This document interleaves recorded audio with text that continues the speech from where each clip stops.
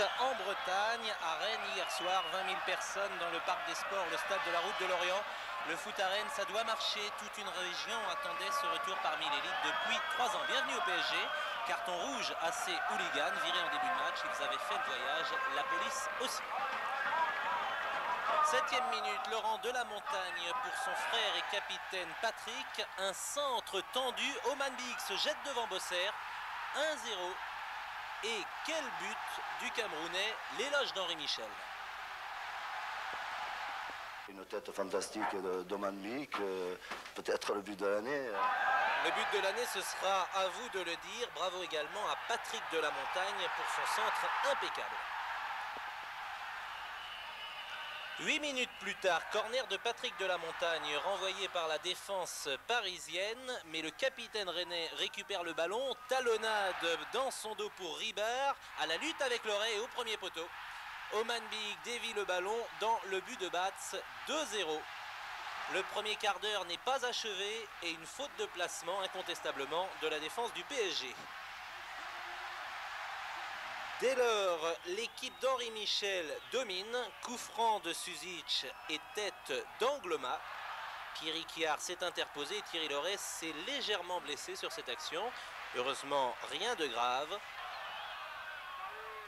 30e minute et la plus belle occasion parisienne au départ. Suzic, Daniel Bravo, Angloma, Zlatko Vujovic. L'action n'est pas terminée puisque Vasseur déboule sur la droite et pique son ballon. Il y a Suzic au centre, mais le Yougoslave s'en mêle incroyablement le pied droit et le pied gauche. À partir de ce moment, Henri Michel et Francis Borelli comprennent sans doute que la réussite fuit ce soir le PSG. Fin de première période, transversale Loret, une première tête de Bravo, une seconde de Vujovic, qui réclamait d'ailleurs une main. 0-0 à la mi-temps, les Rennais perdront à la pause Michel Sorin, blessé, mais garde François Manbic, qui a orienté le jeu, comme ici, et qui s'est retrouvé le plus souvent à la conclusion des actions rennaises en pleine confiance au Manbic, et ce tir-là le prouve.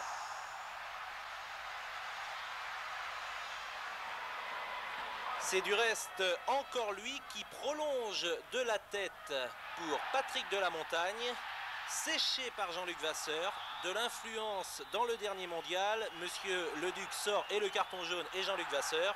Henri Michel n'est pas content et il a tenu à le dire.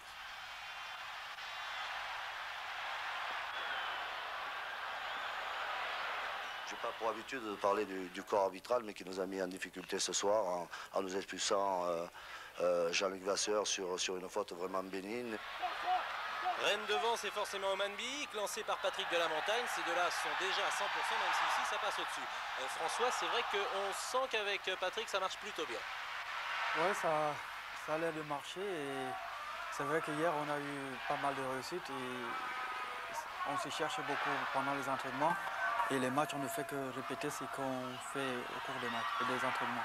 Tout à fait en fin de rencontre, le but parisien, il arrive trop tard. Alors à ce moment-là, il y a une réaction des entraîneurs dans deux styles différents. Perplexité pour Kérusoré, encouragement pour Henri Michel. Mais la voix d'Henri Michel ne changera rien, malgré une toute dernière occasion, en l'occurrence Zlatko Vujovic, assez décevant hier, qui bute ici devant Igard. 2-1, score final, analyse de Kérusoré. Paris nous a largement dominé et ça s'est accentué. Ça paraît un paradoxe, mais c'est souvent le cas lorsqu'ils étaient réduits à 10. Mais Rennes avait baissé et Rennes ne jouait pas bien les coups offensifs et n'avait pas au milieu, je vous dis, les joueurs capables de récupérer le ballon. La fête en Bretagne, Oman Big a rappelé aux anciens Laurent Pecou, vedette du stade il y a 15 ans, qui aurait embrassé tout le monde. Et c'est une certitude, si le foot marche à Rennes, l'affluence sera une des plus élevées de France, tant le potentiel est important.